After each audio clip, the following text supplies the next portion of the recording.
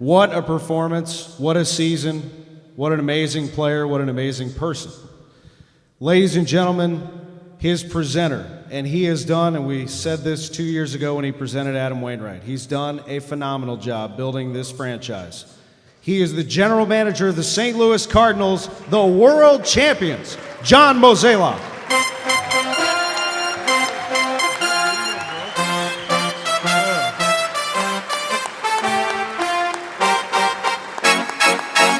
Thank you. Boy, after the last couple months, this is wonderful. Specifically the last week. You know, as I watched that video, I got to admit, Lance is a much smoother player than that. So I assure you we'll have a lot more memories from him. When we signed Lance last offseason, most of my dear friends in the media really didn't think it was a very good idea. And I remember when the article came out, the final line in the Post-Dispatch was a quote by Lance Berkman that said, he hoped that he'd make me look like a genius after this. And you know what? He did.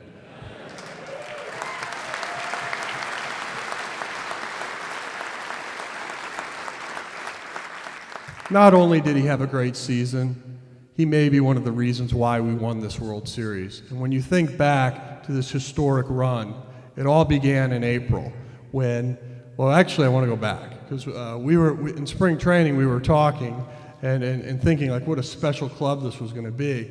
And then of course Adam Wainwright got injured. And then we both kind of looked at each other and we realized it wasn't like we planned.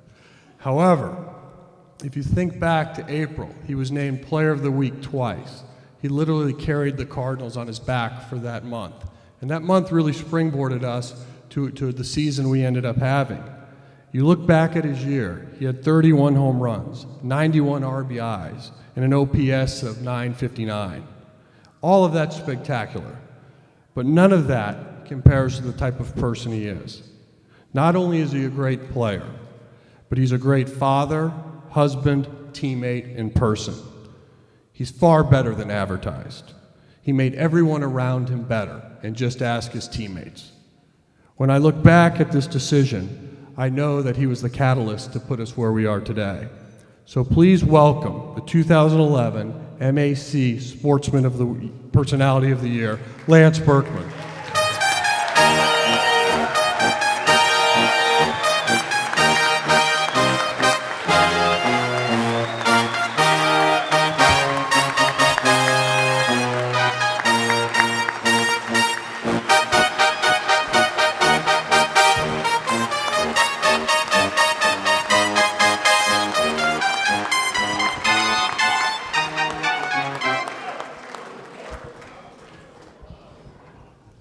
Well, that introduction, coupled with Albert signing with Anaheim, puts me in a pretty good position for an extension.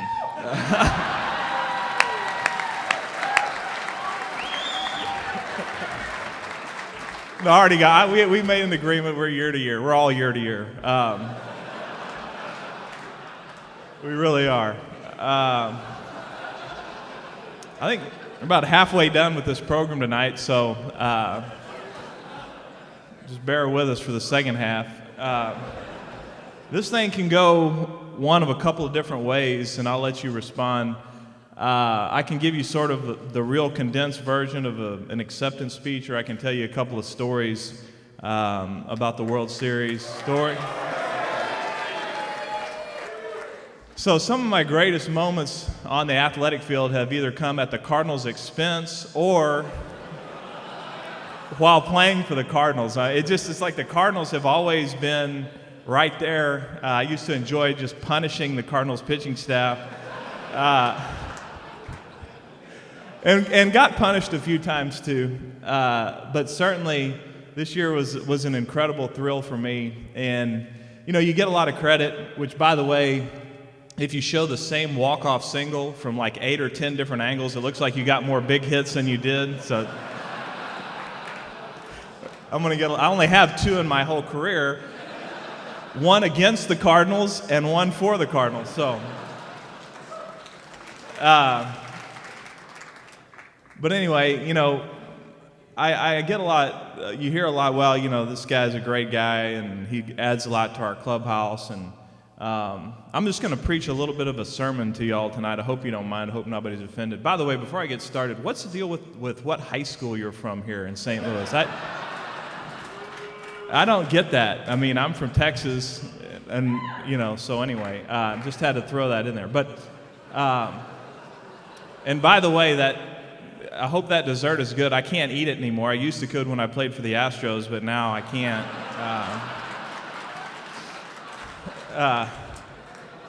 So anyway, I was going to preach y'all a sermon. Okay, so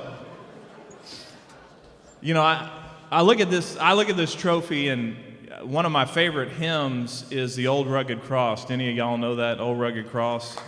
Yeah.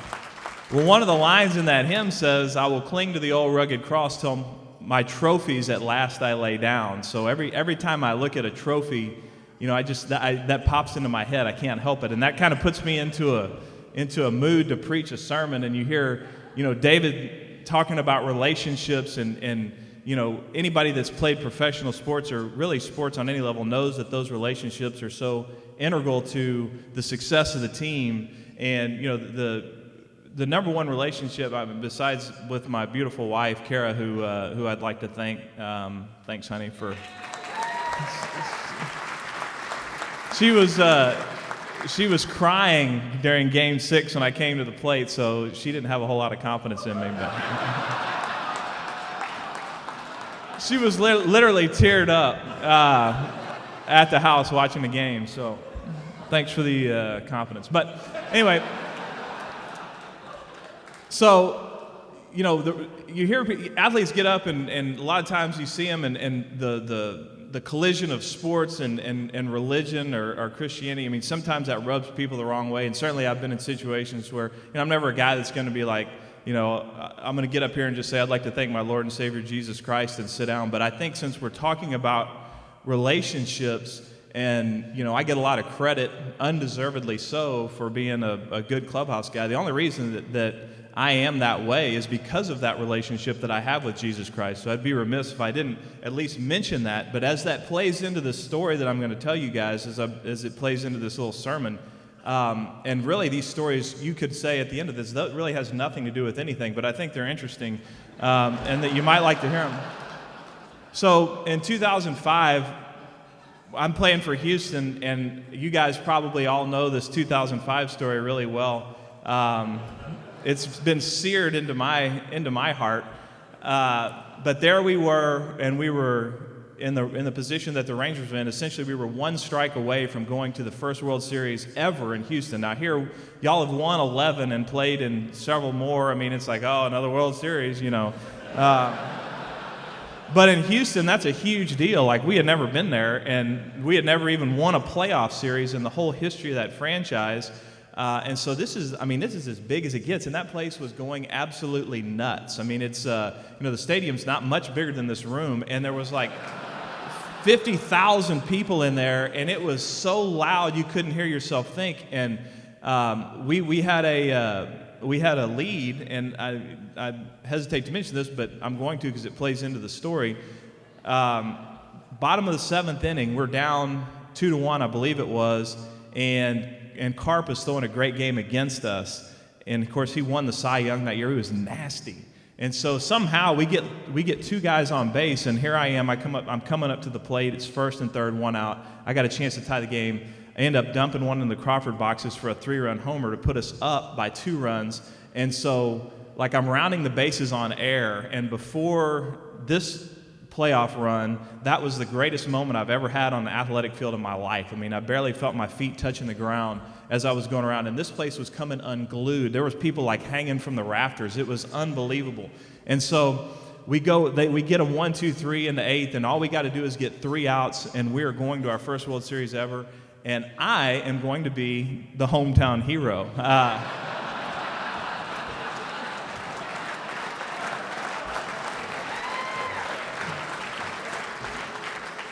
And they're going to name the award after me, which is, by the way,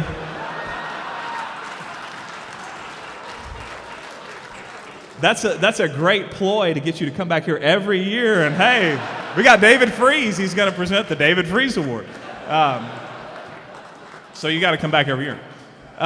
So anyway, I mean, we are 3 outs away, and then we're 2 outs away, and then we're an out away, and then we're a single strike away. And y'all remember that pesky little dude, David Eckstein? I mean, what a ball player. I mean, how many of those have the Cardinals had over the years? It's amazing. But anyway, so we're down to the last strike, and there's Lidge, and he hangs a slider, and David rolls this little single. No big deal. It's a man on first. We still got this thing under control.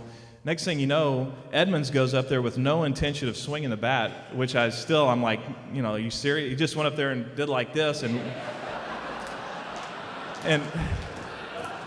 one, there was one that was high, but it was right down the middle, and it was just like,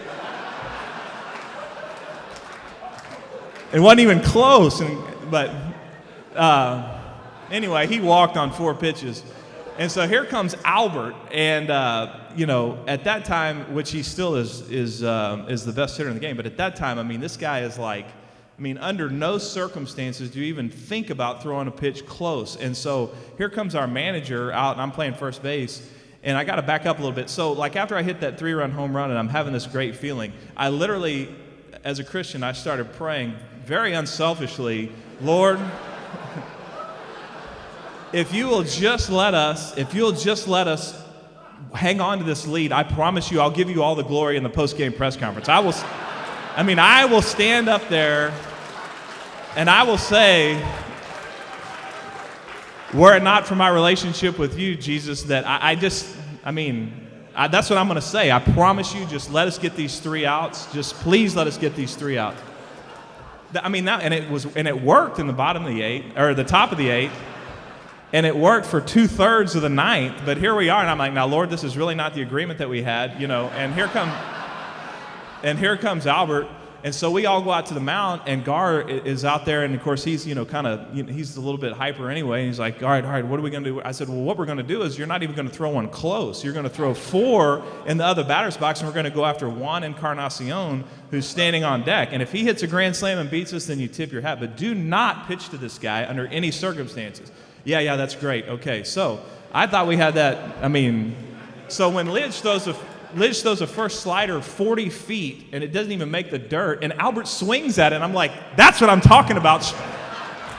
Strike him blind, Lord, exactly. Now we're talking. So,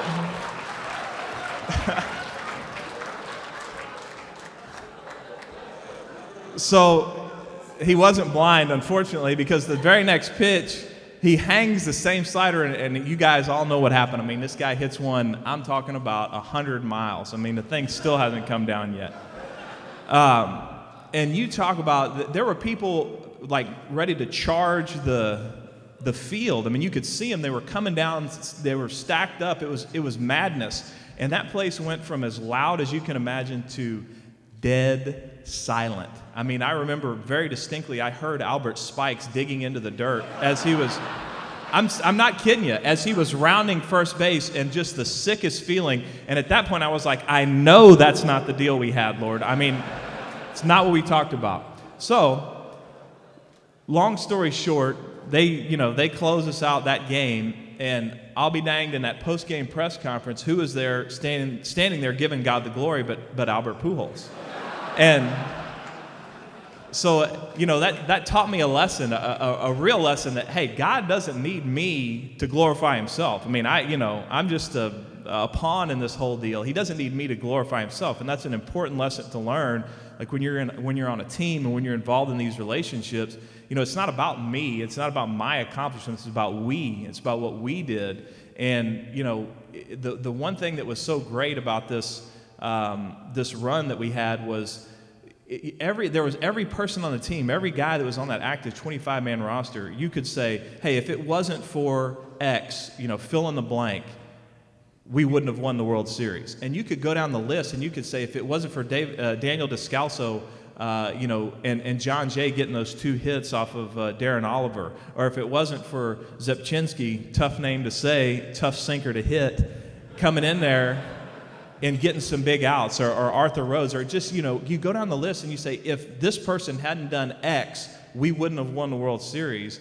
but we did do X. I mean, we did it, and you go down that list and we got it done. And that was, to me, the most satisfying because it was every single guy, no one more important than the other, but pulling together. That's the only way you can do it. That's the only way you can win. That was a great lesson that I was taught by the Lord in that situation. And then, I got asked a lot. We saw part of the the base hit in Game 6 that tied the game, that set David up for his heroics.